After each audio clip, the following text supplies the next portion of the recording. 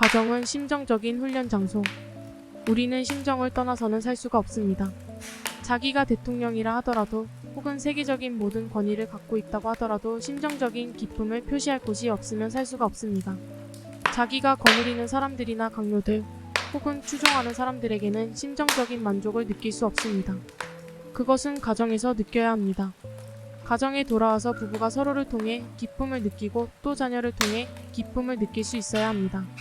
그리하여 그 기쁨을 다른 사람에게 자랑할 수 있어야 합니다. 그 기쁨은 제1차적인 기쁨이지 2차적인 기쁨이 아닙니다. 하나님도 마찬가지입니다. 이 세계를 전부 복귀했다 하더라도 가정이 없는 하나님은 기쁠 수가 없다는 것입니다. 결국 가정이 있어야 한다는 것입니다. 가정에서는 부모를 중심 삼아야 하고 사회를 대표하는 교육기관에서는 스승을 중심 삼아야 합니다. 부모는 자기를 젖먹여서 키우고 즉 생리적인 발전을 돕고 이래서 정서적인 면을 도와주는 것입니다. 그러면 학교는 무엇입니까? 사회적인 생활, 앞날의 생활 무대를 중심 삼고 훈련시키는 곳입니다. 가정이 정서적인 훈련장이라면 학교는 사회생활을 위한 실험적인 훈련장입니다.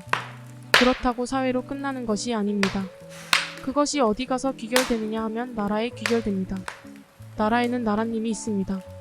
사람들이 모두 대통령을 그리워하고 대통령과 가까이 있으려고 하는 이유가 무엇입니까? 가정으로부터 사회까지 모든 것을 알고 나서 그 다음엔 어디로 가느냐 하면 더 큰 데로 가는 것입니다. 대통령을 하게 되면 소생과 장성 단계를 넘어서 세 번째 단계의 열매입니다. 씨가 뿌리에서부터 시작해서 순환 작용을 해서 갈라집니다. 갈라졌다가 다시 합해 가지고 꽃이 피어 열매가 맺히는 것입니다. 그렇기 때문에 학교도 나라를 위한 귀중한 동량, 즉 인재를 양성해 나라에 필요한 사람을 길러야 하는 것입니다. 학교에서 하는 공부가 무엇입니까? 훈련입니다. 그러므로 학교는 훈련 장소 실험장입니다. 훈련은 실전이 아니라 준비 단계입니다. 준비를 잘못하면 안 됩니다. 가정은 무엇입니까? 심정적인 훈련 장소입니다. 사랑을 중심 삼고 심정적으로 훈련하는 장소입니다.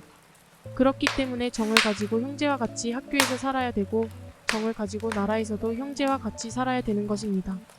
부모의 그런 교육은 학교를 위한 교육이요, 사회를 위한 교육이요, 나라를 위한 교육이 된다는 것입니다.